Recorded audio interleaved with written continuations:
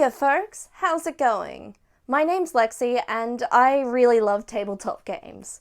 So much so that we get together once a week, every week, and review one here at the gaming table. If that sounds interesting to you, then I encourage you to press subscribe and keep watching today's video. If you would really like to help out the channel, there is a link in the description box to my Ko-Fi page where you can donate to the channel. All proceeds go straight back into the running costs of the channel, so it's always deeply appreciated. Today we are taking a look at a game from Black Fisk Publishing. I really loved their game Blood Feud, and I hope I remember to link my review somewhere. Really excited to have a look at another one of their games. From Amos Johan Presson, this is Slaying Dragons. This is a game about heroes going on quests. By day, they are daring knights overcoming obstacles. When night falls, then they make camp. This is when they turn introspective and agonize over their flaws, their past, and everything they're ashamed of. Of course, this also can cause conflicts with other characters in the game. This game is inspired by stories of heroic knights from medieval literature. You're not provided the exact details of the fantastical kingdom that this game takes place in. Rather, you create that kingdom with all the other players when you sit down to start the game. This game doesn't have a set game master. Rather, the players sort of take turns filling in the details as required. When you're setting up the kingdom, you fill in the details by answering a series of questions about what the land is like and things that have happened recently. You cover things like the beliefs and technology of the land, and most importantly, what has the dragon done to make a group of heroes pick up their swords to go slay it? While these might not be perfect altruistic heroes, they're not just killing a dragon for the fun of it. Over the course of the game, the heroes will be challenged by their flaws and either be overrun by them or rise to take on and face their personal flaws so that they can then slay the dragon. Slaying the Dragon describes itself as a micro-RPG, designed to be played over 1 or 2 sessions. Suggested to be up to 4 players. I would suggest each of these players would need some comfort with leading a group, as everyone takes turns sort of running the story for each other. This game uses some d6s and a token to indicate whose turn it is. Apart from that, the game suggests some paper, writing utensils, and a couple of printouts. The printouts are of resources for the game, mostly questions that your characters will need to answer as they journey forth. Your writing materials are for the players to create a journal for their character. Once the group of players has established where their game takes place, they then start to create their hero. This begins with creating the journal. On this, the players will write down some words or phrases they've selected that describe and define their character.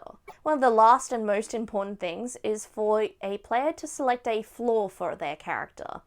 Either their character needs to be in denial about it, or they're deeply ashamed of it.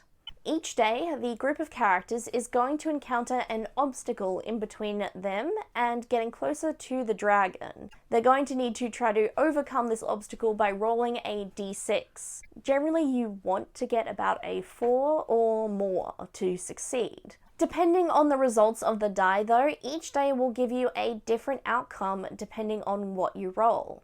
Generally, once that obstacle is overcome, you'll be setting up camp and your characters worrying about their flaws. While in camp, the players record what happened to their characters that day and how it affected them. Each of these obstacles is meant to help your character emotionally develop.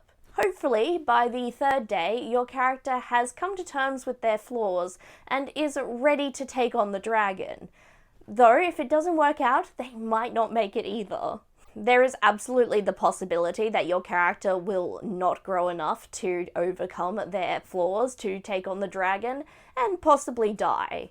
If a happy ending is really important to you, they have included in the manual a slight alteration to the rules so that it is more likely that your character is going to succeed. Because I happen to have a little bit of prior knowledge, I noticed that this game wasn't just based around the tales from the Middle Ages of heroic knights, but there was also an influence of 19th century retellings of these stories.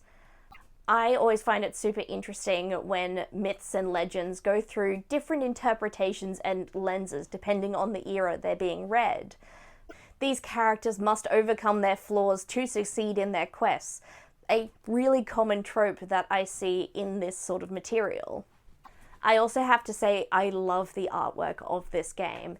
The lines are very fluid and there's a lot of floral themes and stylized figures of people.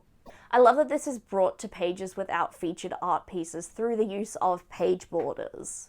While I might really enjoy this game because I can see all the references in it, I do think it's got plenty of broad appeal too. I think if you're looking for a game where you're not just slaying dragons but overcoming personal challenges, this could be a really interesting one to pick up. It's also pretty short, so it'd be a great one to try on an afternoon or evening with some friends. This is definitely not a game manual for an extended campaign. There isn't much of a possibility of a story after slaying the dragon. There's a couple of ways to get copies of this game.